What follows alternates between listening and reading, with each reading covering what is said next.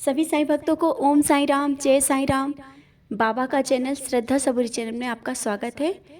और आज हम लोग बात करेंगे कि जैसा हम सब आप सब पूजा करते हो, लेकिन सोचते रहते हैं ना कि बाबा आए या नहीं, बाबा मेरे घर में विराजित हैं या नहीं। सबके मन में प्रश्न उठता है। और ऐसा होता है कि पूजा करते वक्त समझ में नहीं आता है कि बाबा यहाँ विराजित हैं या नहीं, और बाबा मेरे घर में कब आए, कैसे महसूस करें कि बाबा मेरे घर आए। और वो खुशी का ठिकाना नहीं होता है जब हम सब एहसास कर पाते हैं कि बाबा हमारे घर आए हैं। तो कुछ ऐसे संकेतों के माध्यम से आप सबसे बताने की कोशिश करेंगे कि हम लोग अपने बाबा का एहसास कर सकते हैं। और जब हम अपने बाबा का एहसास कर लेते हैं ना, तो बहुत खुशी होती है ना कि मेरे बाबा आए हैं, मेरे पास है, मेरे घर में है। तो घर में कैसा लगता है जब घर के मंदिर में बाबा बैठे होते हैं और हम लोग उन एहसासों को समझ जाते हैं, तो बहुत मन में खुशी होती है।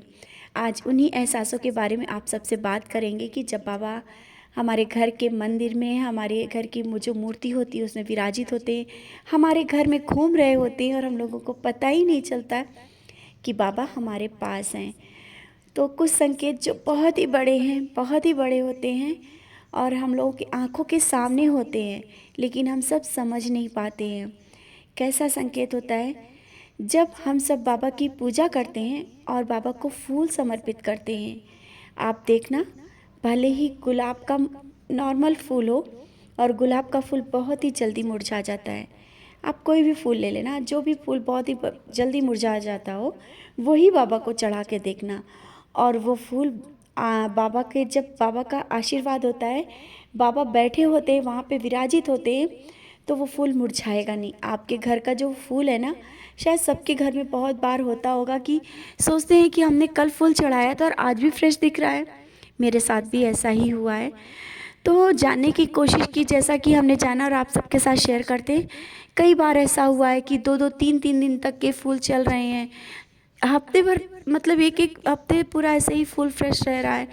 तो समझ भी नहीं पाते हैं कि हम लोग क्या हो रहा है, ये फूल क्यों मुरझा नहीं रहा। तो फूल ना मुरझाने का कारण होता है अपने बाबा वहाँ विराजित हैं। जहाँ बाबा होते हैं वहाँ फूल जल्दी नहीं मुरझाते हैं। और इससे पहले एक मेरा वीडियो भी आया था, उसमें हमने बोला था जाने अनजाने में ही सही कि देखो जहाँ बाबा विराजित हैं फूल 2-3 दिन के हो गए, मुरझाए नहीं है। तो हम लोग कैसे मुरझा सकते हैं, हम लोग के जीवन में कैसे परेशानियाँ आ सकती हैं।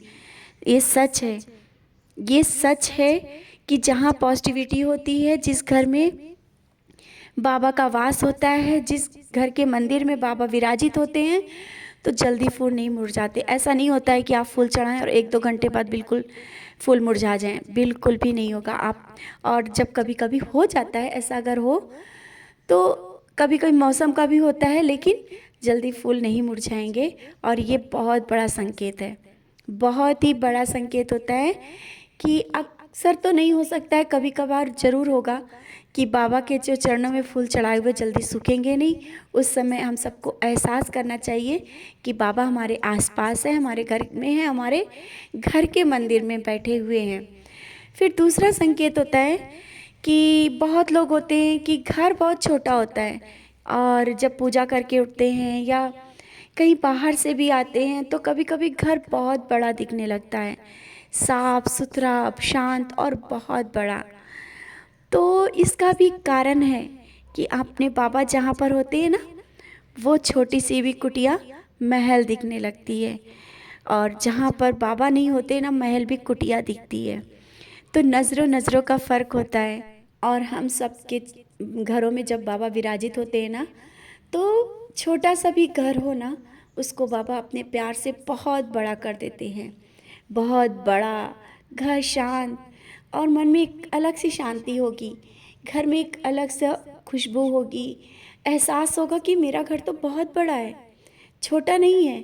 भले ही बहुत छोटा, 2 रूम का भी घर होगा ना, आपको बहुत शांति मिलेगी। आपको लगेगा कि नहीं, मेरे लिए तो बहुत बड़ा है, ये तो बहुत अच्छा है, सभी लोग यहाँ इसमें आराम से रह लेंगे, क्योंकि वो मन में शांति देते हैं और बाबा घर में विचरण कर रहे होते हैं। आपका छोटा सा घर वो बहुत बड़ा कर देते हैं।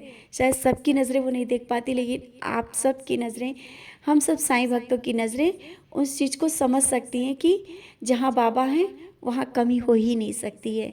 ये बहुत बड़े बड़े संकेत हैं।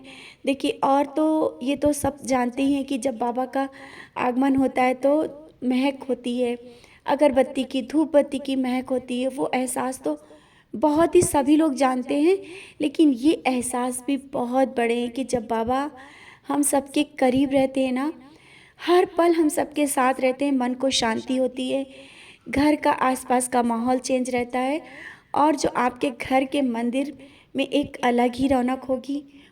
और अगरबत्ती ना लगाने के बाद भी मंदिर में एक बहुत ही मतलब भीनी भीनी सी खुशबू आती रहती है। पूरे घर में ही सही, पूरे घर में खुशबू आती रहती है। उस समय अपने बाबा का घर में आगमन होता है, अपने बाबा विराजित होते हैं। भले ही दिख नहीं रहे होते हैं, दिखते नहीं हैं, लेकिन हम लोग महसूस कर सकते हैं। और जब बाबा बैठे होते हैं, घर का माहौल भी शांत होता है, घर में चिड़चिड़ापन सबके मन में नहीं होता है। और थोड़ा ही सही, घर में थोड़ा ही सही आए, लेकिन सब लोग बहुत शांति के साथ उन चीज़ों को महसूस करते हैं और खुश रहने की कोशिश करते हैं। तो बाबा के एहसास को, छोटे छोटे एहसास को जब आप महसूस करोगे ना, मन में जो उलझन होती है, मन विचलित हो जाता है कि हम पूजा कर रहे हैं और बाबा हमें दिखाई नहीं दे रहे हैं, बाबा हमें अपने होने का एहसास नहीं दे रहे हैं। हम ही सब हैं जो हम सबकी आंखें बाबा को पहचान नहीं पाती हैं। छोटे छोटे एहसासों से अगर हम लोग बाबा को देखेंगे ना, मन को बहुत खुशी होती है। क्योंकि ऐसा नहीं कि जहाँ पर बाबा को याद किया जाए और वहाँ बाबा ना हो। बाबा हर पल, हर समय, हर एक के घर में रहते हैं।